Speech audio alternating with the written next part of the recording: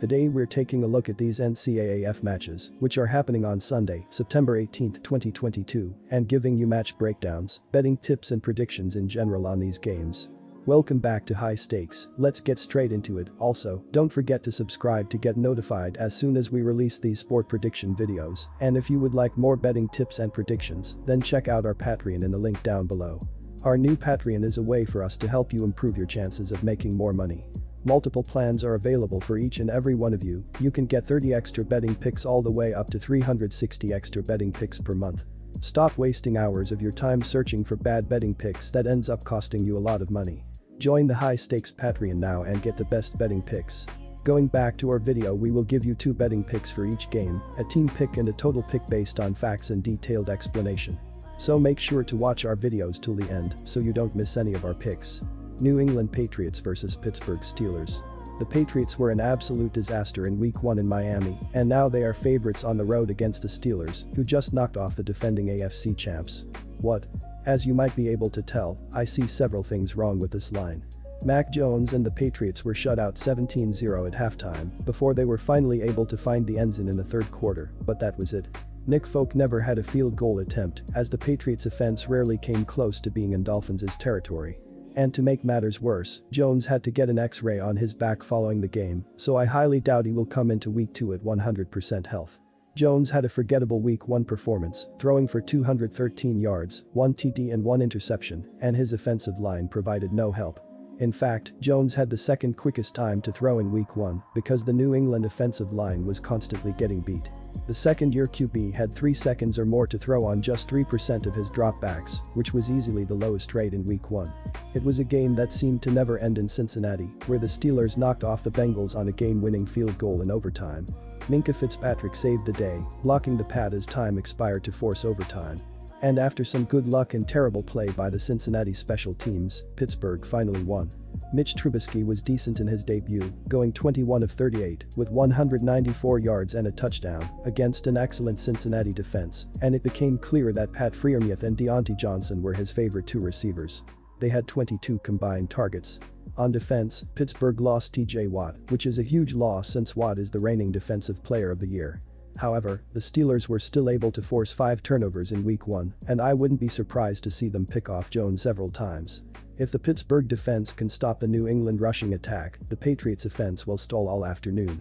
I think the Steelers could pull off the upset, but the difference between their money line price at plus 110 and their spread at minus 110 odds is very small, so I'll gladly take the plus 2.5 and back the home team against the spread. Our team pick is Steelers plus 2.5 points. Following Sunday's games, the total for this Week 2 matchup opened at 43 points. The public was quick to take action and forced the sportsbooks to drop the total to 40.5 by Tuesday morning. It's no surprise that this is one of the lowest totals in Week 2, since both teams pride themselves on their defense, not their offense. There was a lot of uncertainty surrounding the New England defense heading into Week 1, but all things considered, that unit was fairly impressive. The Pats weren't able to cause a turnover, but they had several chances throughout the game, and they did limit the Miami offense to just 65 rushing yards and 242 passing yards. That game finished at just 27 points, and I anticipate a very similar total in Pittsburgh. The Steelers' defense will go from Joe Burrow and Ja'Marr Chase to an injured Jones and Jakobi Meyers, and if they were able to limit Cincinnati to just 20 points, I would set the ceiling for New England's points at around 13. With a less than 100% Jones and 2 strong defenses, I'll back the under in Pittsburgh. Our total pick is under 40.5 points. New York Jets vs Cleveland Browns. It's hard to see how the Jets are going to move the ball effectively in this game, considering their putrid pass blocking against the Ravens. While Baltimore's defense is solid, Cleveland had the top pass rush grade of any team in Week 1 according to PFF, and will present a much stiffer challenge this week, with Myles Garrett and Jadeveon Clowney on the edge. Jets LT George Fant graded out okay against the Ravens, but 4th-round rookie RT Max Mitchell was a disaster, and both guys allowed multiple pressures. The right interior of the Jets' offensive line is also subpar, with Laken Tomlinson, who graded out very poorly in both the pass and run. Former first-round pick LG Elijah Vera Tucker was the lone bright spot, but I don't think that will be enough to keep Joe Flacco upright, especially considering his lack of mobility.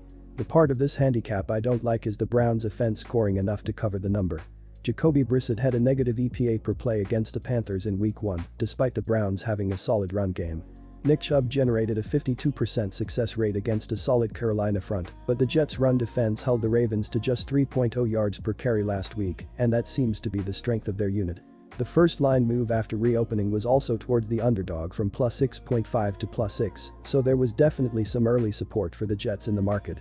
For those reasons, Browns minus 6 doesn't reach the status of a 3-star play, but I still think Cleveland wins the game and likely covers.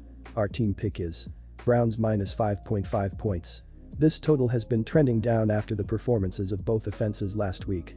The Jets especially were outmanned in the trenches along the offensive line, and I see a similar outcome this week against a much more talented Browns front featuring Myles Garrett and Jadeveon Clowney on the edge. Interior linebackers Jeremiah Owusu-Koramoah and Anthony Walker Jr. also graded out well for Cleveland against the Panthers.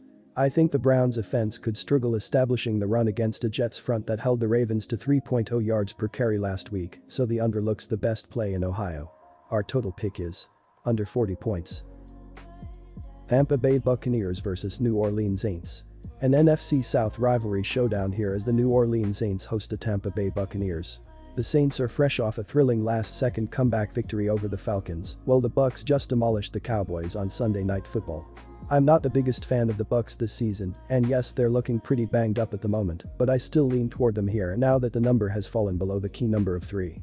The Saints beat the Falcons, but they hardly looked impressive doing it.